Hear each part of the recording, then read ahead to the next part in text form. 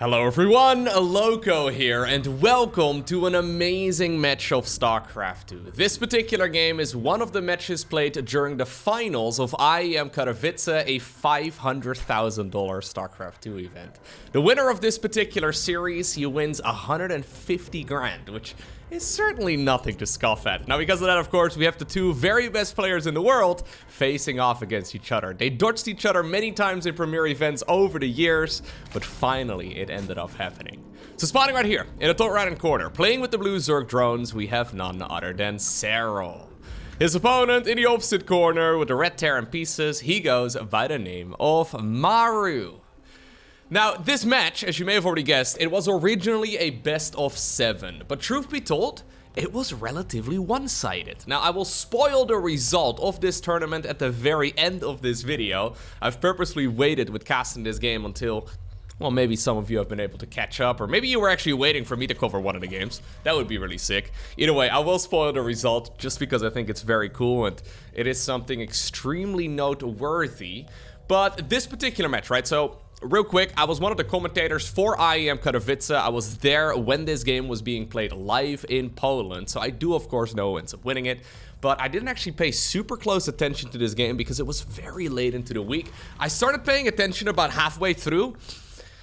And let's just say that this match right here is an absolute banger between, well, two of the very best SC2 pro gamers right here. Now, we find ourselves on the map Raduset Station, and this is one of those maps that pro gamers will be very quick to veto whenever they're playing, say, a best of 1, a best of 3, a best of 5, sometimes even a best of 7.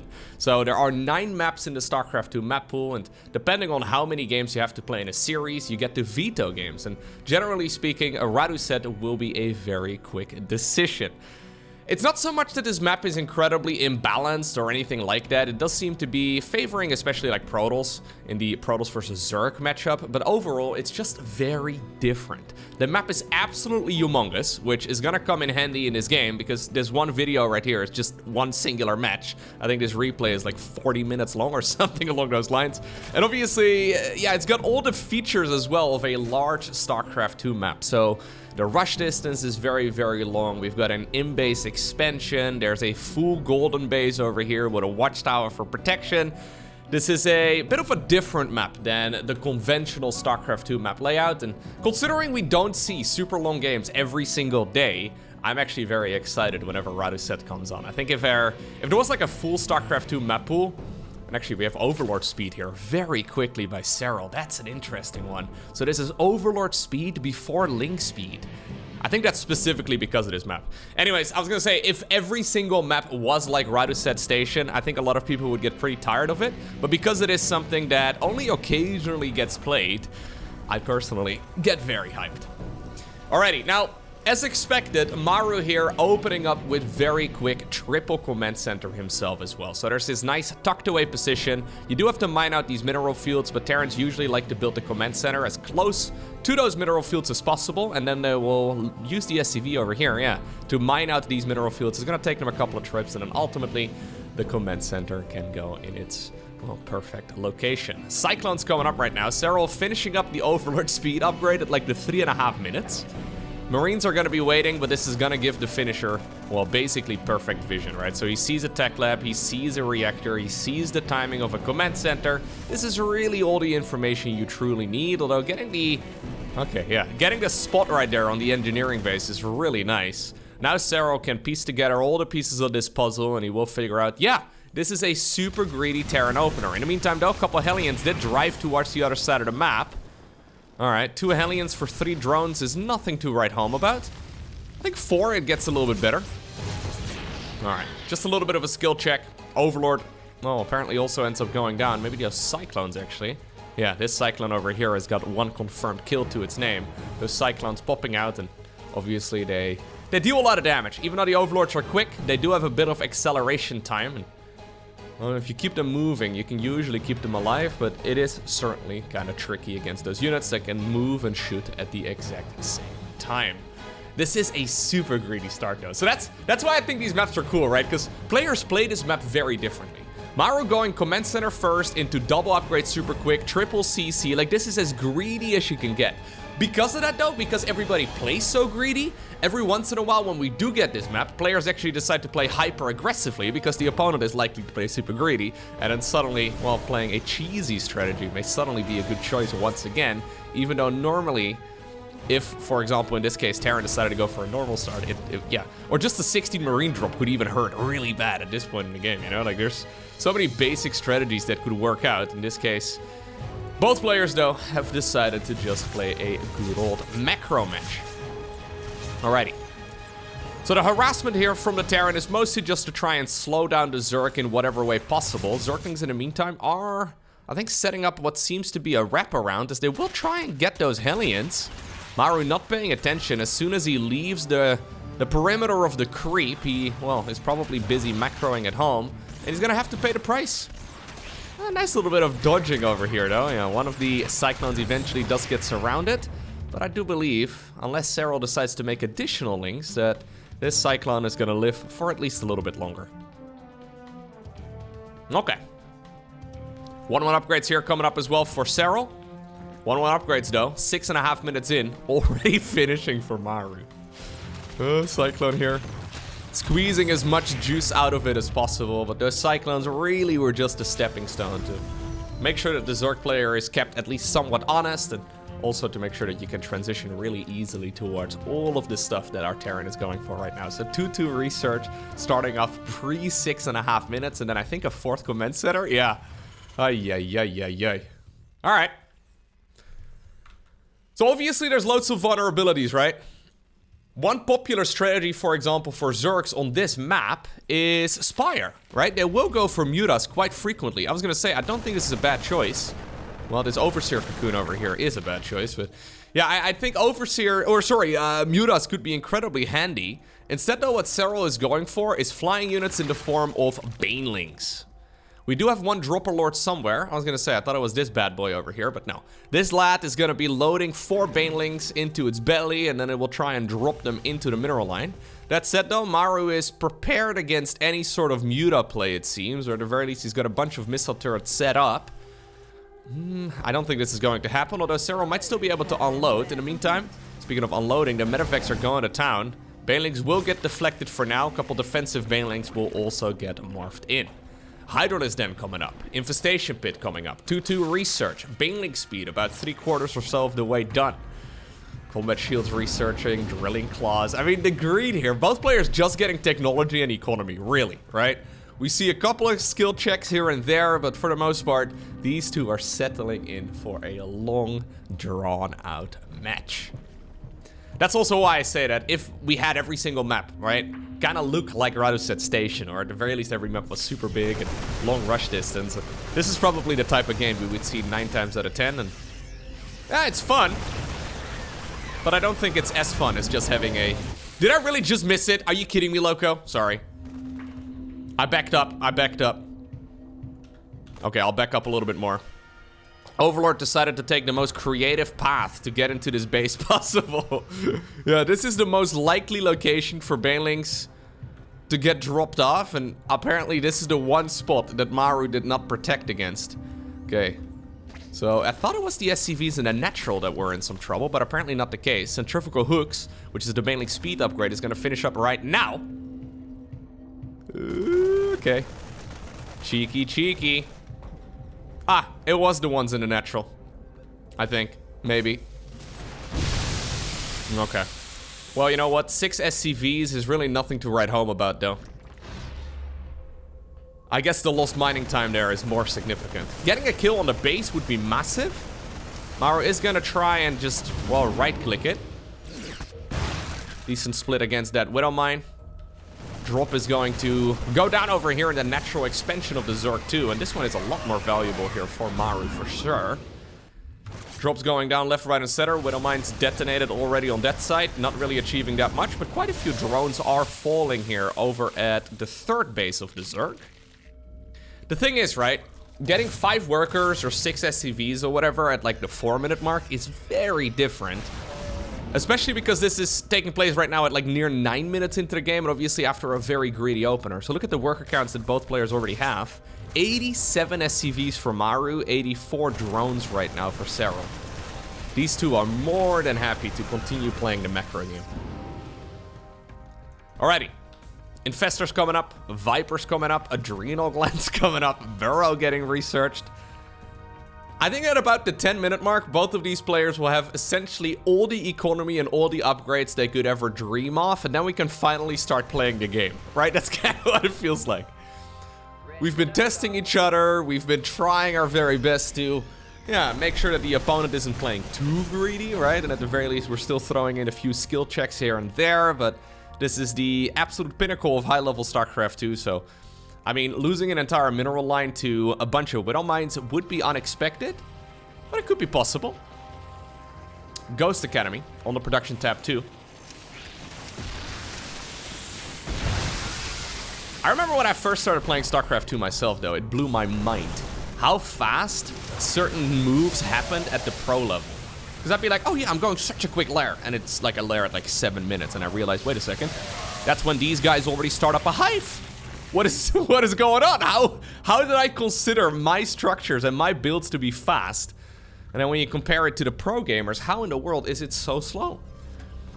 And I think this is an excellent example. If you still play StarCraft 2 in 2024, you should probably compare some of the timings in this game. Like for example, the amount of SCVs that Maru arrived at. Like he's now at 100 workers. Have you ever gotten to 100 workers pre 10 minutes? And this is him not even necessarily playing perfect, right? Because he did lose a few of them as well. When you are just focused on macro, the amount of stuff you can achieve in a game of SC2 is kind of nuts. Anyways, drops going down. Good deflections though on both sides. Nidus Worm coming up as well. Ghosts are already on the production tab too. Alrighty, now, in a perfect game, right? What Terrans would like to do in this matchup is get all of their bases on their side of the map mined out. The fact of the matter is that Zerg usually trades not quite as cost efficiently as the Terran, so if Maru can mine out 50% of the resources on the map, he is gonna be a very happy Terran.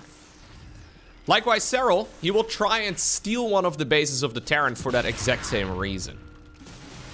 Okay, nice splits over here. Nidus Worm going up inside of the main base in the meantime. Push over here is gonna continue though. SCVs and Marines here running dangerously low. Good Parabomb as well, but nice micro there by Maru. Worm in the main base, does have a bunch of units in it right now. Just Zerglings though. Good splits there once again by Serral, but again, this is really just, I think the best way to describe it really is just a skill check. That is not a term I ever used in casting games in like the first 5 years of me casting it, but we've seen more and more of those over the last year or so, where it's not really committed aggression, but it's one of those things that if you don't respect it, you may just accidentally lose, right? You have to make sure that you respect the Nidus Worm. And another thing that happens quite a bit at this level of StarCraft is that even though sometimes decisions are not very cost efficient, they're very APM efficient. In the sense that for Serral to throw down this Nidus Worm, that takes like what? He's got a burrowed Zergling here, right? That took him like 1 action, right? That's not a whole lot of effort, maybe 2 actions. For Maru to defend against it, however, he's gonna have to split off a squad of units, he's gonna maybe have to re-rally stuff, and he's gonna have to get it done. So even though like all of that is, well, not entirely free, fungal. Oh, big fungal. Lovely plays right there by Serral. Ay. Those fungals need to be respected, and if there's one thing that we've seen many times over the last year or two is that Terran players are allergic to Ravens. This Infestor still sitting around. It's got enough energy right now as well for another fungal. No scan over here just yet. The Ravens, of course, are mobile detectors. Here we go. Beautiful. Yeah, you can scan all you want, but you gotta scan before that fungal lands, preferably. Command center there gets sniped.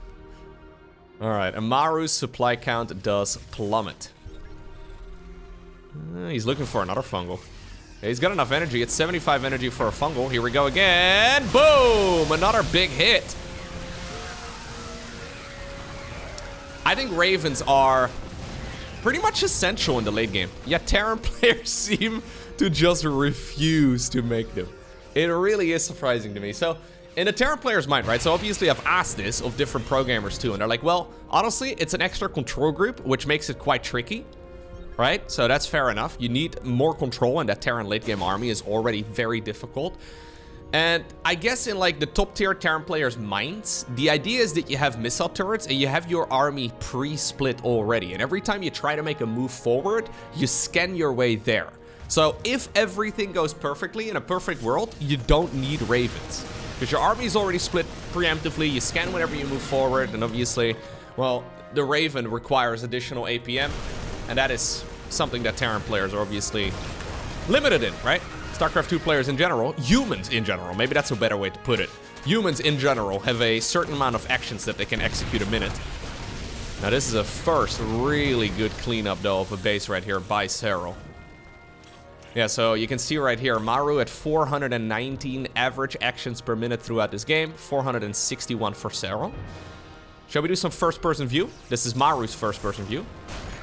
Obviously, we don't see his mouse movement, but that's mostly just because that's not data that's captured in the replay files. There's a lot of control going on, so the splitties are super difficult, right? Because you gotta try and keep everything split. This is Serral's first-person view here instead, maneuvering around that infestor up north, re-rallying over here, trying to stay outside of the range, gets another massive fungal. No cloaking available here though, or cloak detection rather available here for Serral. So even though he hit the big fungal, yeah, that overseer was not close enough, and I guess there wasn't quite enough Zerg there in the first place, because you can fungal the ghosts all you want, but the ghosts still have quite a bit of firepower. Alrighty. Neural Parasite coming up for the Zerg. Building armor here, one of the last luxury upgrades the Terrans like to get.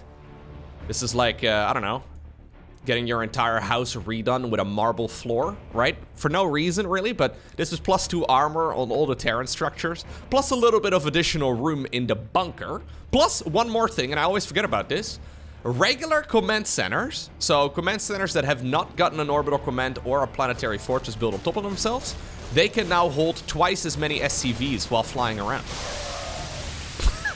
I don't know why. That is literally never used, but yeah, cool, yeah. It's mostly just for the +2 armor, though. The bunker thing is already very uncommon. Alrighty. Now, this is very close to the Terran side of the map. Somehow, some way, though, despite all of these turrets, Nidus worms are still popping up.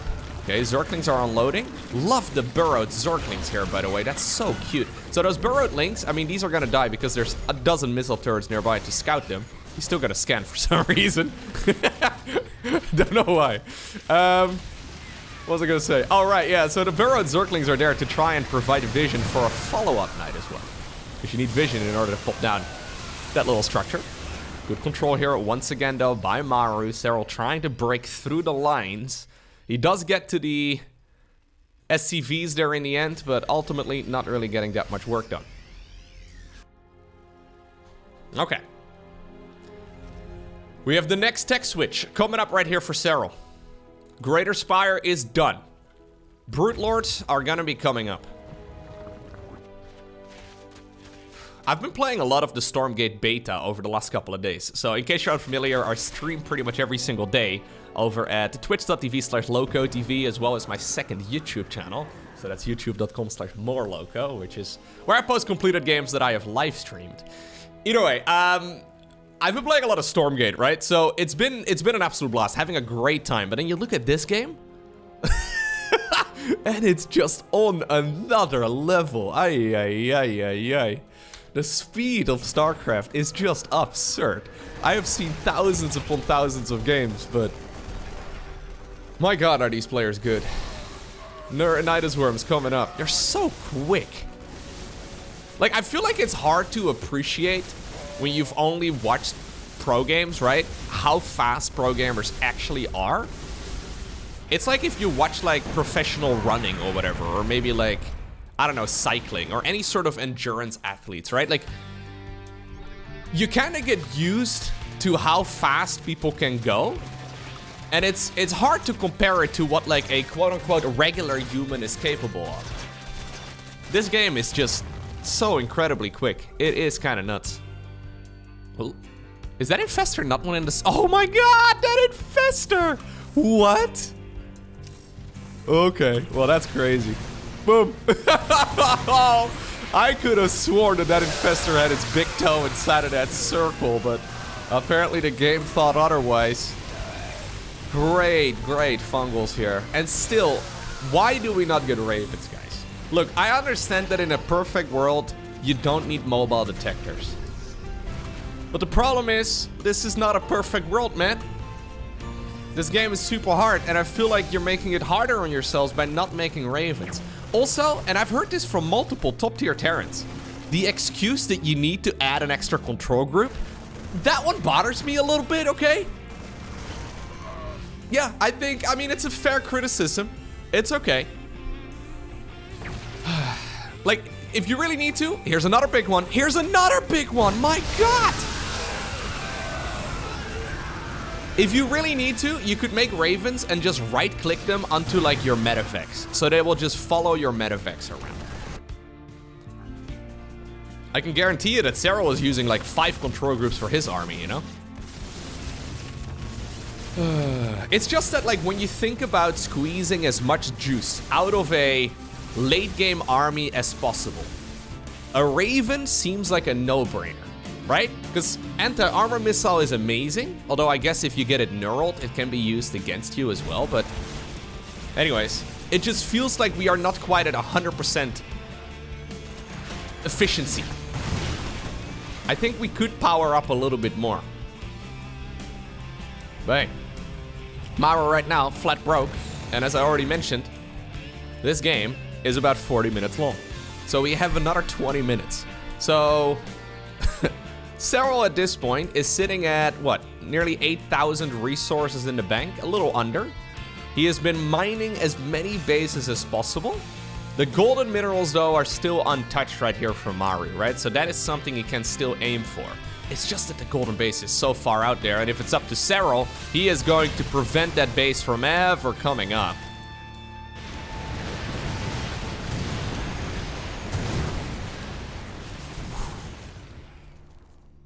I've been exceptionally impressed by Serral as of late. Like, I have been a Serral fanboy since 2018. But there was a period of time where the man looked mortal. From what I understand, he's been practicing very hard as of late. And it's showing. Like, he is looking nearly unstoppable at this point in time in StarCraft 2. They have nerfed Zerg about 6 times ever since 2018, which is that year where Serral essentially won everything. They nerfed Zerg a lot, and Serral just somehow, some way, always wiggles his way back up to the absolute tippity top of the skill level. Good scan right over there, finally catching one of those infestors before getting back into the swing of things. Likewise, Maru has been very impressive too. A few months ago, I didn't really like what Maru was doing in a lot of his games. It just seemed a bit too passive for my liking. I mean, kind of what he was doing in this game, I guess, but he was doing it on every single map, and I thought it was a bit unnecessary. Serral is so rich right now, he's going to use Banelings here to blow up a planetary fortress. But Maru obviously does have the Iron Bank at this point, right? How many orbitals are we on? Yeah, we're at 7 orbital commands. So 7 orbital commands is enough to just instantly remake an economy, and you don't even really need a ton of SCVs. So we're kind of getting to the point as well where I think 75 workers may just be a bit too much.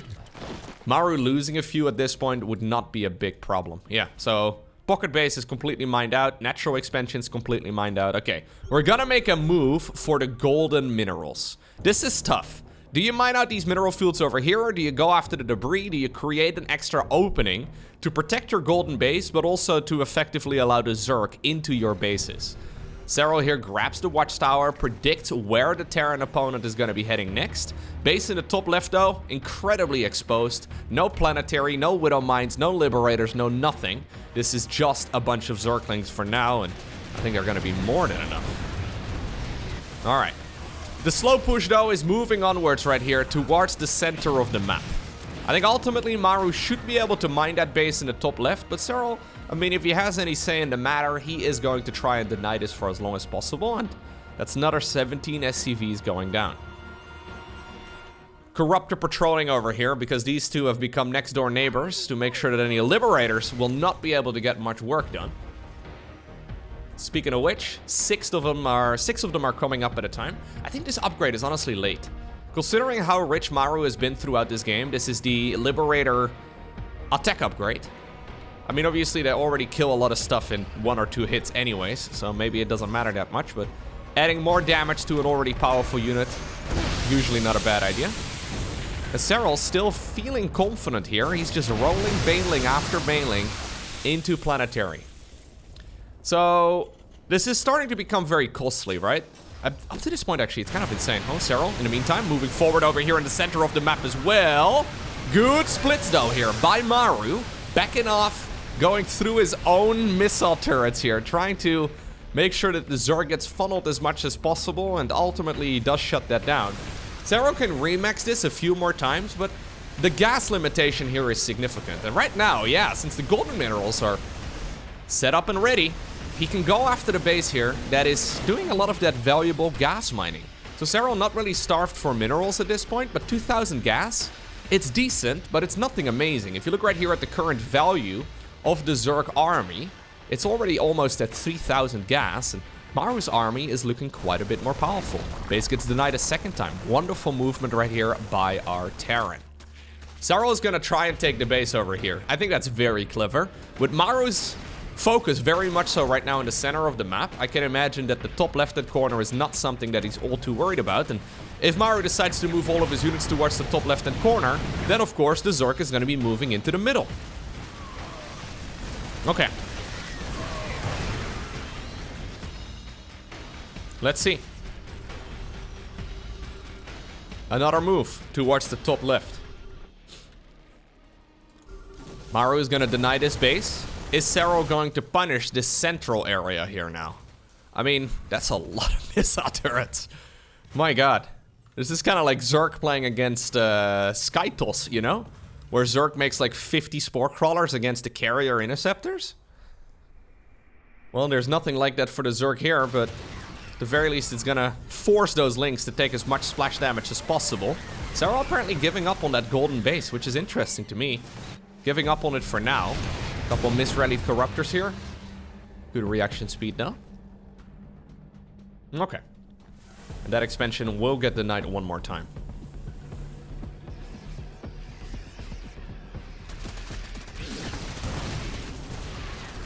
At IEM Katowice in general, by the way, some of the very best non-Koreans in the world, like for example Raynor and for example Clem, neither of them performed really up to their standard, or at the very least not to expectations. It's not that they played poorly by any stretch, but overall, the non-Koreans, they did decently well. Especially Skillas and Hero Marine, actually. I think they overperformed a little bit.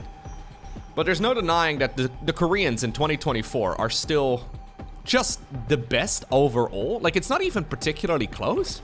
It's just that Serral really seems to be a statistical outlier. One thing I actually didn't know, and this is something Raynor mentioned. Apparently, Serral's memory is kind of ridiculous. So apparently he essentially... Ooh, as we do have a nice fungal over here. He's gonna try and push through this once again. Moving forward, Zerglings here going after the planetary fortress, and that one will be denied. More and more SCVs are falling. Fully upgraded links with Adrenal do not mess around. Zerg once again trying to take the base over here in the top left-hand corner. But Serral is mostly giving up on this golden mineral line, and I'm a little afraid that that is gonna cost him. Because ultimately, if Maru can mine this base over here in the top left, this game becomes a lot more manageable. Okay, Zerglings moving forward here. Liberators re-sieging that location. Corruptors are swooping forward as well, and they're going to try and just get done whatever. Okay, so this is costly for the Terran player, because those missile turrets are not free. Okay, a couple good detonations as well. Planetary Fortress disappears. This is kind of the move that I expected a couple minutes ago, but Maru is still grabbing quite a few of those rich mineral fields. Good movement here, though, by Maru overall. If he can take this one, that one, as well as the base in the top left, which is once again going to be taken by Serral, I think there's a very good shot at Maru climbing his way back into this game. Problem is that he's at 150 supply right now, and Serral still has a lot of money in the bank. Anyways, what I was going to say earlier is that apparently Serral effectively remembers every game of StarCraft 2 he's ever played. At least that's what Raynor made it sound like. Like, apparently even, like, games that he played during the Legacy of the Void beta against, like, random streamer guys like myself. Apparently Serral is capable of recalling games like that. Now, I haven't had confirmation of that by Serral himself, So maybe Rain are exaggerating just a little bit. I'm not entirely sure, but that is a very interesting bit of info, though. Because I have played a load of games myself. Not nearly as many as Serral. And I remember about 5 of them. Okay, maybe a little more than that, you know? I'm also exaggerating, but still, you know? Every ladder game since like 2016? Are you kidding me? No way. But apparently, Serral specifically remembered a ladder game that he played against Rotterdam in the Legacy of the Void beta or something. He remembered the map, the spawn locations, the strategies that he went for, and exactly what Roddy ended up playing as well. Like, that's not, I mean, no disrespect to Roddy, obviously he's a great player, but he's not quite at Serral's level, and the fact that he supposedly remembered that all the way from so long ago is kind of insane. But yeah, in case you're wondering, the Koreans certainly still, on average, the best StarCraft 2 players in the world, with a couple of outliers outside of Korea. And it just so happens to be that in my mind, the best player in the world, aka Serral, is not Korean. Imagine if Serral would have been Korean, though. That I think we would have all agreed that Korea is kind of overpowered. Alrighty. Base in the top left, once more denied. These minerals, by the way, that Serral was so happily mining not too long ago, the queens come out? No way, the queens are here to kill the Liberator. Okay, yeah, go back home. Brenda, go back home, man. Get back on the creep. Drones, okay, not all of you get to escape. Zerk army in the meantime, good splits right there against the Widow Mine. Okay, some nice snipes as well by those ghosts. Planetary though. Yeah, I mean, that one's gonna have a grand old time with mass repair. You can keep it around for quite a bit. Maru's been dropping in the SCV count for quite a while, but he's been doing a very good job maneuvering around this part of the map. So this expansion does still have some gas remaining, but it's nothing all too significant. Honestly, I think this game will be decided by who gets to mine out the base in the top left-hand corner. Which is kind of interesting, because that is not usually the base that we fight over. Normally it's the golden minerals in the middle of the map that decide the pace of the game. But Maru is going to be able to mine those out shortly, and obviously after he's done mining this base out, he can focus all of his attention on mining the top left. Night is Worm in the top left-hand corner, by the way, as well, to try and spread some of that creep around. You'll love to see it. Yeah, we will have more than enough scans available with 9 orbital comments. I don't think it really matters that much. Liberator here trying to be annoying. And it is going to be successful in that aspect. Okay, Infestor over there does get sniped before he gets the fungal growth off, and that's big. Still, though, a lot of big surrounds here, too, with all of those links. No detection available, so those ghosts once again cloaking. They're going to be able to keep each other alive. 56 drones remain here for Serral. He started moving all of his workers away from these mineral fields towards the top left, just because he knows that once these minerals are mined, there is no way that Terran can ever get them back. Right? So even though he could probably, dedicate a few of them, he really wants to make sure that Terran does not get that final bit of cash in the top left-hand corner. Maru's cost efficiency really starting to shine through right now, though. Look at that. Not that long ago, the mineral losses were near identical, but at this point, Zerk has lost 13,000 minerals more.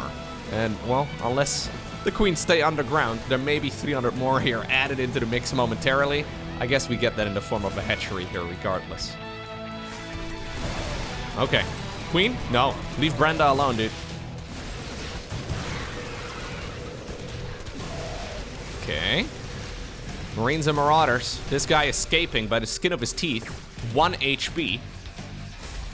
Drones here in the top left-hand corner. Orbital command lands. And I love this orbital here with insta-mule drop. I think it's very clever. Just mine out that base ASAP. Don't bother sending SCVs over here unless you can keep it around for a while. But with only 26 of them, I don't think it's a bad idea to just leave those on their original post and just mine this as quickly as you can with mules only. Okay, Maru making a move forward. Supply-wise, he's starting to catch up on Serral. Serral right now making a big transition towards Brute Lords. Rather than focusing on only a very mobile army, he's gonna go and slow down the game a bit with Brute Lords and Infestors. I think it's a very clever play once again, because he's running out of cash.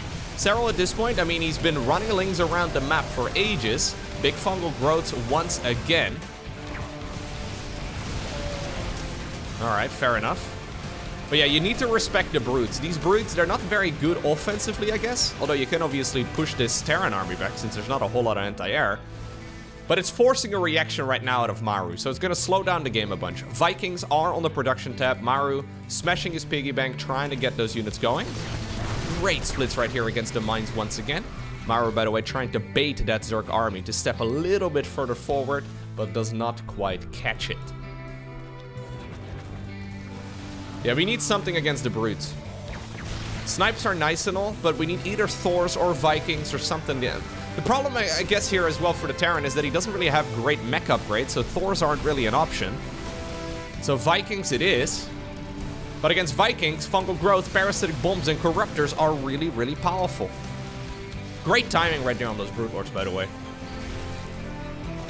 Many players would not consider making Brute Lords until they're already broke, but Serral very clearly was like, okay, I need this much money to make that transition, and once we get to that stage in the game, that's when I switch away from my mobile army to this much more, well, I wanted to say laid-back army, but that quote-unquote laid-back army is currently in the middle of the Zerg, or in the Terran bases, rather, as we do have a nice fungal growth over there. Good moves here, though, by our Terran as well.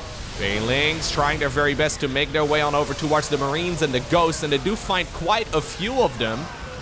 More and more fungals are still available. Okay, do we have enough? I was gonna say, I think Zerg can probably stand and fight over here for a little bit longer. Serral right now, pretty much broke. He's reinforcing this with 18 Marines, but that's really about it. Base in the meantime. Oh, I love this expansion right here by Maru. This is one of the bases that Zerg was mining some time ago. I think we should probably get the gases going, or at least try to harvest a little bit more of that overall. Orbital command does fall. Okay. And now this game is absolutely down to the wire. It's been a crazy back and forth game. Both players just had their army removed. Problem here for Serral is that the map is essentially mined out. He's got some small mineral fields still remaining in some of his bases, but he's not going to be able to mine a lot of money. Good EMP, slowing down that retreat right there of the Zerg just a little bit. Maru still has a bit of cash to mine. Although not nearly sufficient here either to remax out once again. Okay.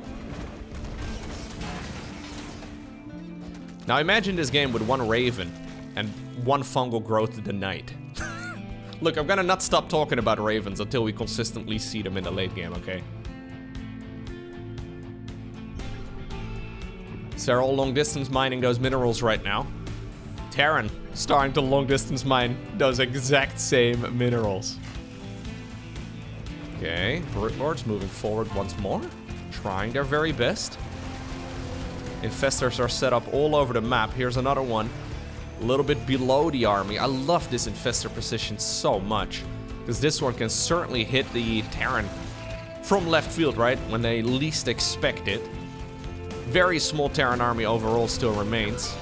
Good sniper right there on the Viper. Love that sniper. Or that sniper rather on the Viper. Okay.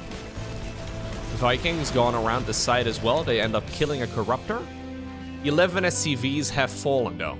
Where's Maru going to spend his money? What are we gonna make? Okay, apparently it's a Liberator. Literally a Liberator. Liberator mostly here, I think, to deny the Zerg mining, because he recognizes that Zerg is flat broke at this point in the game too. Okay. Oh, Corruptors. Marauders. And the Brute Lords. Trying their very best. Okay. Fungal. Oh, good scan over there, by the way. That left field Infestor did not quite happen. Honestly, going after the Medevacs at this point is big. Just repairing the Medevacs is expensive. Serral going Corruptors, Infestors, and Vipers. And obviously, those units are amazing, right? Very gas heavy. So he only really needs the minerals, and I think that's what he's going to be using his gas bank on. Look at this. I love this so much. Fighting over the last scraps on the map. We have rarely seen this in 14 years of StarCraft 2. Especially on a map as large as this. Both players really just trying to get the absolute maximum out of this map. Okay, so what do we do now, Maru? What exactly is the plan? It does not look like we're going to do any more mining. Now we add a Raven into the mix. I think it's a little late.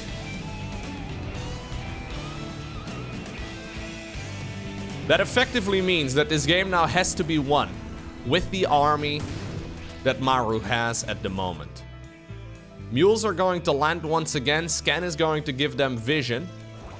Even if it is just here to make sure that those minerals disappear, that's still worthwhile. So those minerals do not return to the mineral fields when a mule dies while holding the minerals. The tax collection services still don't quite understand how that works. So I love this. This is Maru just denying the minerals here from Serral. So if he can mine that, yep, there you go. There's more minerals down the drain. If I can't have him, you can't have him either. The problem is Serral is building up his unit count. So the few minerals that he's still getting, yeah, it's 600 a minute, which is actually quite significant, really. 700 a minute right now. He is spending all of that cash on more and more infestors and more vipers. Well, actually, no, we have just 3 vipers. It's just going to be more and more infestors instead. We do have Neural Parasite. Neural Parasite, there it is. Yeah, is a very handy tool right here for Serral.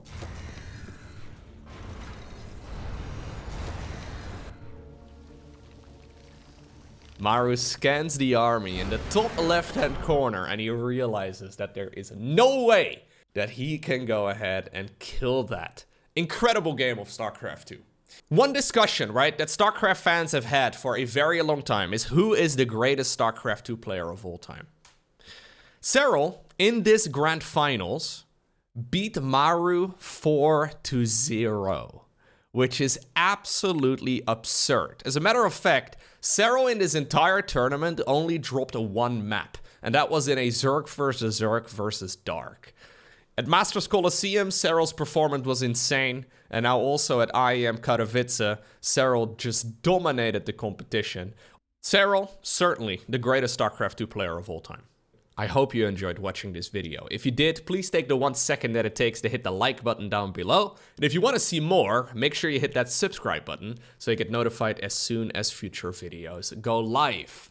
For now, have a great rest of your day. Don't forget to smile, and I hope to see you once again tomorrow for another video.